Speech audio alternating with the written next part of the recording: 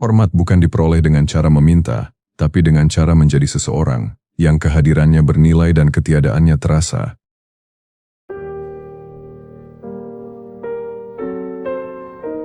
Pernahkah Anda bertanya-tanya mengapa ada orang yang masuk ke ruangan tanpa bersuara, namun semua orang langsung berhenti bicara dan menoleh? Sementara orang lain berteriak-teriak meminta perhatian tapi tetap diabaikan? Rahasianya bukan pada pakaian atau jabatan mereka.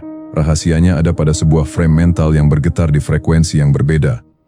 Kebanyakan orang mengemis rasa hormat dengan cara menjadi terlalu baik atau terlalu berguna. Mereka berpikir jika mereka menyenangkan semua orang, dunia akan membalasnya dengan rasa hormat. Itu adalah kesalahan fatal. Di alam bawah sadar manusia, rasa hormat tidak diberikan kepada orang yang menyenangkan, tapi kepada orang yang memiliki otoritas internal dan batasan yang tak terlihat. Sebelum kita masuk ke level mental yang lebih dalam, klik subscribe. Video ini adalah filter. Hanya orang-orang yang siap meninggalkan mentalitas people pleaser yang akan bertahan sampai akhir. Jika Anda ingin tetap menjadi penonton yang mudah diatur, silakan lewati video ini sekarang. Dalam video ini, kita tidak bicara tentang cara berpura-pura kuat. Kita bicara tentang cara mencapai level mental di mana hormon dan neurotransmitter Anda berubah, sehingga kehadiran Anda menjadi beban gravitasi bagi ego orang lain. Kita bicara tentang cara menjadi arsitek dari rasa hormat otomatis. Musuh terbesar dari rasa hormat adalah neediness, atau haus rasa butuh akan validasi. Ketika Anda berbicara, bergerak, atau bahkan bernapas dengan harapan orang lain menyukai Anda, mereka bisa merasakannya. Secara biologis, manusia telah berevolusi untuk mendeteksi bau ketakutan dan rasa butuh dari jarak jauh. Orang yang berada di level mental tinggi memiliki pola pikir, kehadiran saya adalah sebuah nilai, dan opini saya adalah informasi bagi Anda, bukan definisi bagi saya. Saat Anda berhenti mengejar persetujuan, Anda secara otomatis menempatkan diri di atas hierarki sosial. Mengapa? Karena hanya orang yang memiliki sumber daya internal melimpah yang tidak butuh validasi eksternal. Bayangkan perbedaan antara seorang pelayan yang berusaha keras memuaskan pelanggan dengan seorang raja yang sedang mengamati rakyatnya. Sang raja tidak kasar, tapi dia tidak butuh pelanggan itu tersenyum padanya. Keheningan dan ketenangan yang muncul dari kondisi nol kebutuhan ini menciptakan tekanan psikologis pada orang lain untuk menyesuaikan diri dengan standar Anda, bukan sebaliknya. Selain itu, kondisi mental ini menciptakan apa yang disebut sebagai kedaulatan emosional. Ketika Anda tidak lagi bergantung pada reaksi orang lain untuk merasa cukup, orang-orang di sekitar Anda akan merasakan stabilitas yang langka.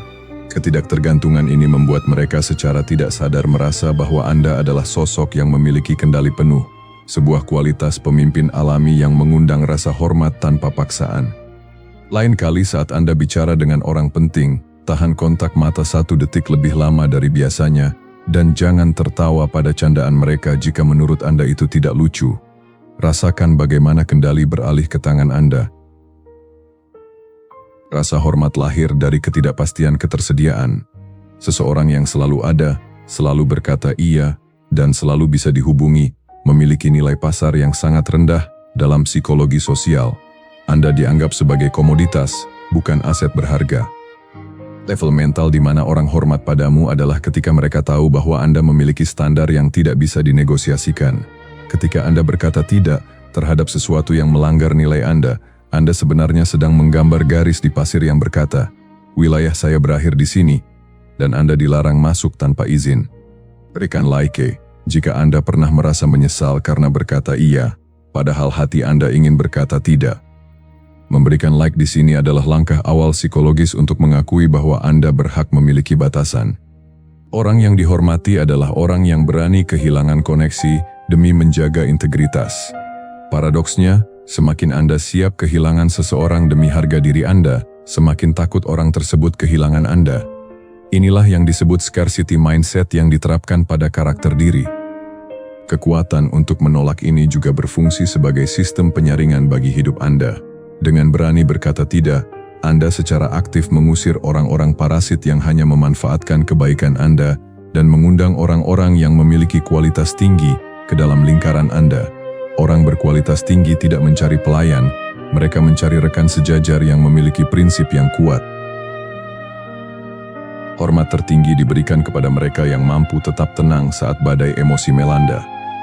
Dalam psikologi, ini disebut sebagai emotional detachment.